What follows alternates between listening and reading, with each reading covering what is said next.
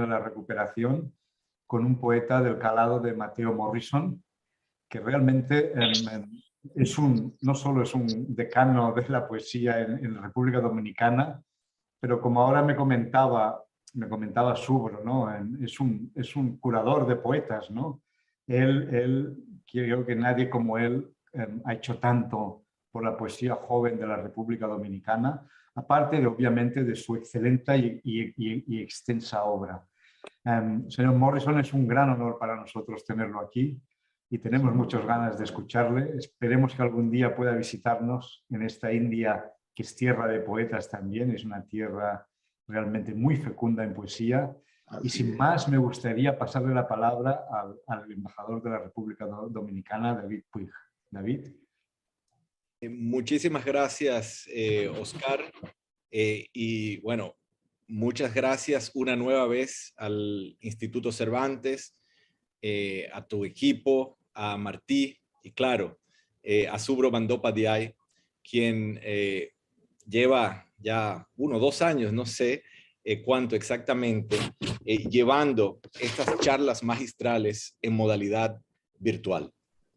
El año pasado, las charlas 2021 se cerraron con la participación del poeta dominicano José Mármol, y este año pues abrimos con otro gran poeta, antologador, gestor cultural, señor Mateo Morrison.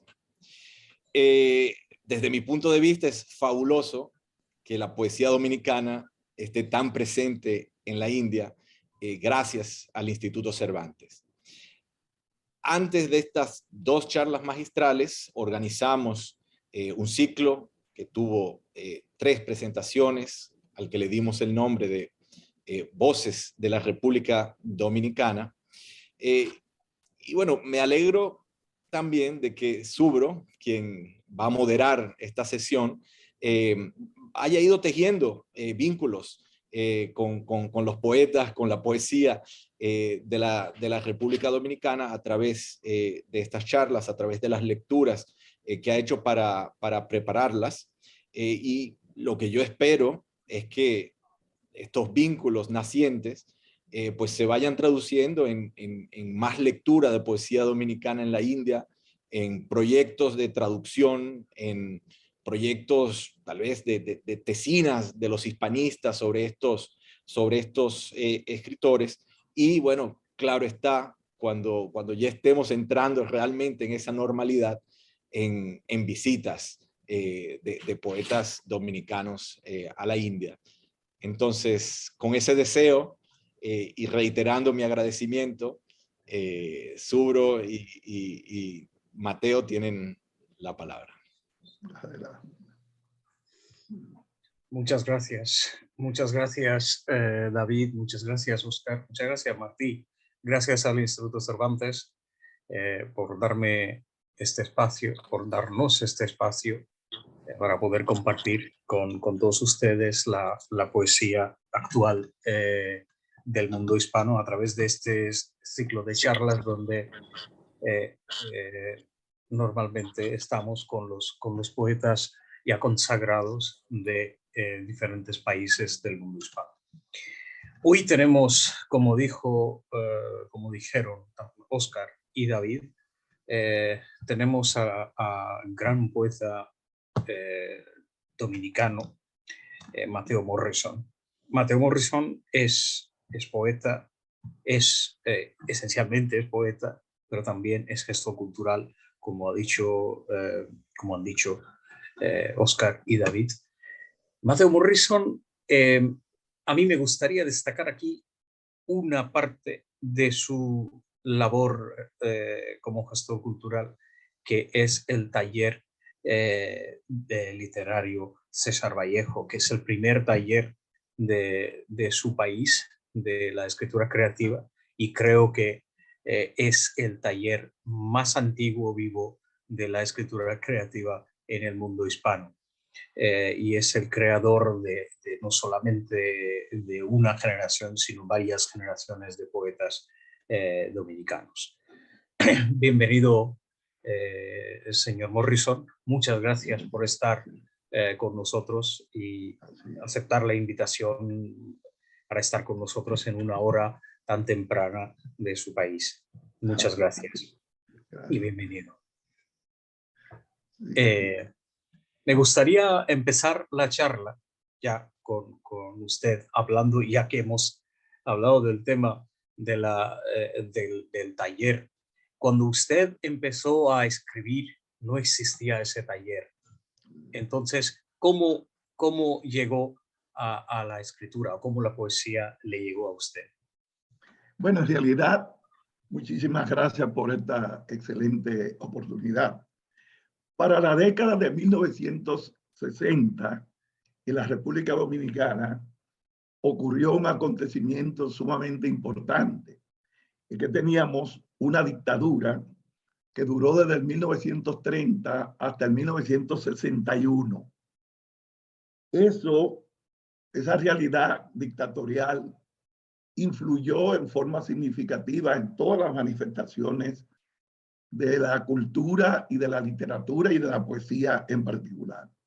Entonces, para el año 1961, 1965, esos 4 años, fueron años intensos donde la poesía dominicana fue muy influida por la temática política, por la temática social, que recorría no solamente el Caribe, sino el mundo, los grandes movimientos literarios, los grandes movimientos políticos en Asia, en América, en África, en Asia, América, fueron significativos. Sin embargo, es entonces, a partir del 1965, con un movimiento denominado Insurrección Popular de Abril de 1965, cuando viene a surgir una nueva generación literaria que se llama la generación de posguerra. Esa generación, como señalé, estaba muy influida por el aspecto político, porque tuvimos una intervención norteamericana, la segunda durante el siglo XX, y la poesía, el teatro, el cuento, las diversas manifestaciones de la cultura estaban muy influidas por esa temática.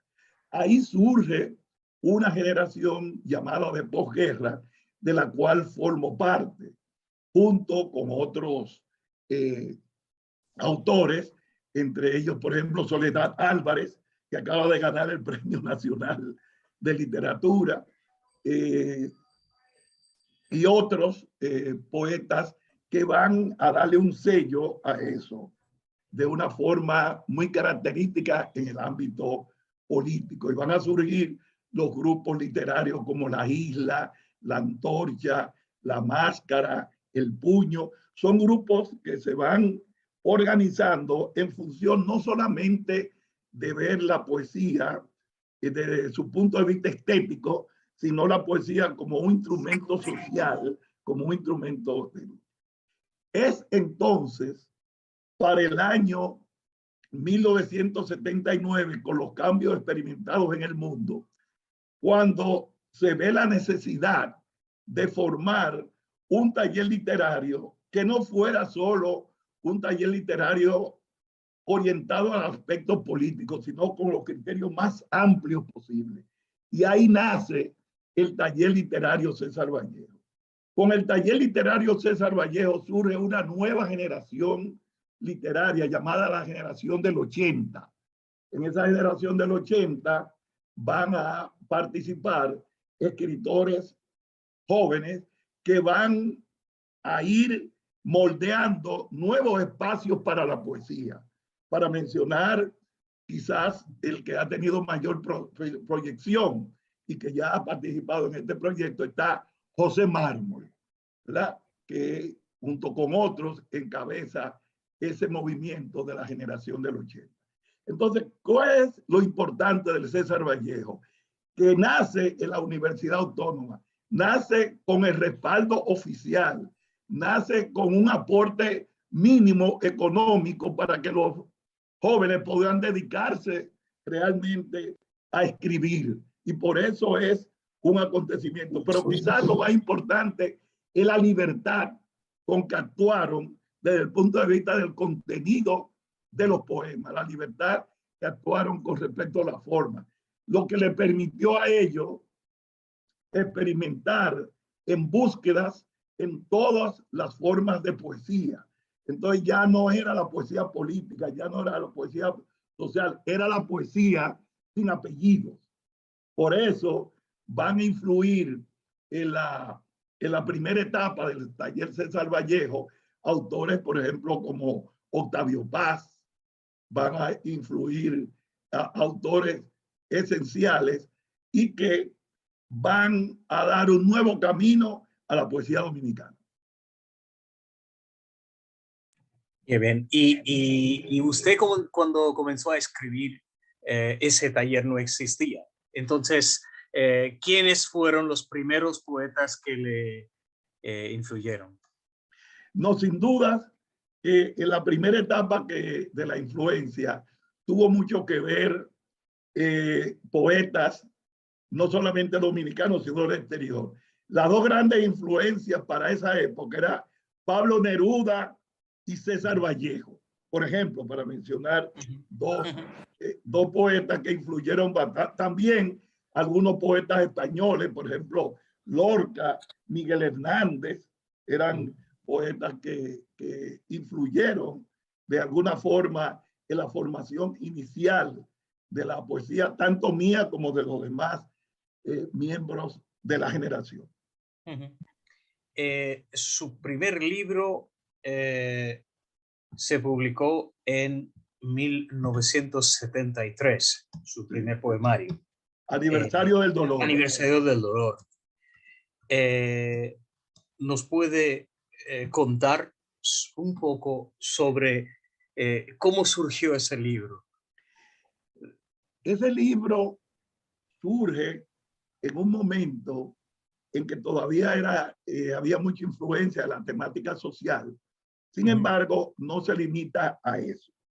Para poner un ejemplo de ese libro, trataba de ligar, de interactuar lo social con lo amoroso. Por ejemplo, un poema como este.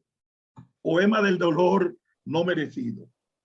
No al silencio, no a lo triste, no a la angustia, sí a la gigante canción de la esperanza que entonamos, aunque la muerte nos persiga, sí a los encendidos faroles que llevamos como lámpara en el pecho, sí a nuestros amores, aunque no sepamos dónde recostaremos nuestros sueños. No temas, donde uno de nosotros muera tragándose hasta el polvo, se levantará una órbita de luz que otros tomarán para clarear el camino. Por tanto, no a tu llanto, sí a tu risa, no congojas, sí a tus ojos de paloma contentivos de dicha. O sea que ya en ese poema se ve una relación ya no solamente con el poema social, sino con el amor. Puede ser un poema socioamoroso. También me gustaría que lea otro poema de este libro, Intento destronar el mar. Intento destronar el mar es un poemario que tengo que contar así brevemente. Es un poemario que surge de lo siguiente. Como habíamos escrito todo, poesía social, uno de nosotros, en este caso, fue el poeta Tony Gafur, nos dijo, tenemos que tocar otros temas. Por ejemplo, no hemos escrito mucho sobre el tema del mar. Entonces decidimos cada uno escribir un poema y este es Intento destronar el mar, que dice así. Intento destronar el mar con mis palabras. A cada trazo cuestionar su existencia milenaria. Que las piedras formadoras de islas respondan hace cuánto tiempo impasibles reciben el golpeo de los mares. Y los hombres que creyéndole brazos jugueteaban y dejaron sus esqueletos entre sargazos, que nos digan si en su fondo es también el mar desafiante y bravío. Que los que fueron a sus orillas tomados de la mano hablen si es cierto que sus vaivenes rebosan el corazón de los amantes y que cardúmenes a coro nos relaten cómo es posible vivir en una habitación de tantas aguas. Y lo de la sirena, si es cierta su existencia y sus encantos, y si no, seguir escuchando sus voces en los sueños. Entonces el mar es un contraste de la vida con la muerte, plenitud de la vida. Por eso intento destronar el mar con mis palabras. Maravilloso. ¿Qué otros poetas caribeños le influyeron? Por ejemplo, M. Césaire siempre a mí personalmente me impactó muchísimo cuando empecé a leerlo, ¿no? No, sin duda, M. Césaire, Cuaderno de retorno al país natal. Y lo de M. Césaire tiene una doble dirección. Primero, por ser un gran poeta y por toda su obra, pero también por la identificación con el movimiento de la negritud en ese momento.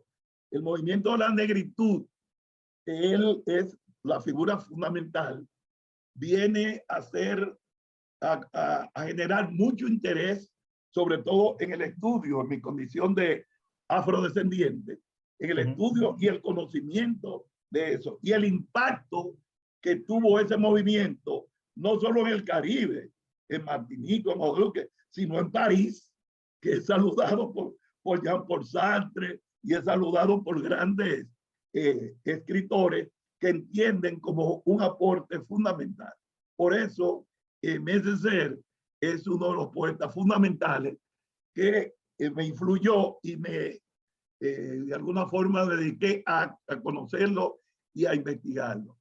Sin embargo, otro poeta muy distinto, por ejemplo, Saint-Jean Pers, un poeta muy distinto, es también un poeta que nosotros y que influyó, de alguna forma lo admiramos mucho, Anábasis, Pájaros y otros textos de Saint-Jean Pers fueron fundamentales en la formación de nosotros, poética. En la formación poética. O sea, esos dos grandes luminarias de la poesía en el Caribe van a influir. Me refiero fundamentalmente a dos grandes poetas francófonos, porque también la relación, por ejemplo, con Cuba nos hizo tener una interacción con un poeta como Nicolás Guillén, ¿verdad? Como el gran poeta cubano Nicolás Guillén, y otros poetas también caribeños. Entonces, el surrealismo también tuvo un papel importante. Sin duda el surrealismo, porque sucede que nosotros tuvimos en la República Dominicana la visita de André Breton. Tuvimos a André Breton, que se reunió con los poetas de la poesía sorprendida para la década de 1940. El movimiento de la poesía sorprendida, cuya revista sale en 1943, encabezada por Franklin Miesburgo y otros grandes poetas de su generación. Tenemos el privilegio de tener en el país a André Breton. Entonces, sin duda, eso va a influir en esa consigna del grupo de los poetas de la poesía sorprendida, que hablaban de poesía con el hombre universal, que fue una consigna que fue muy polémica porque hubo un movimiento poético dominicano, quizás junto con la poesía sorprendida, el más importante, que se llama el movimiento postumista. El movimiento postumista, cuyo poeta fundamental es el poeta Domingo Moreno Jiménez, planteó una poesía íntimamente ligada a las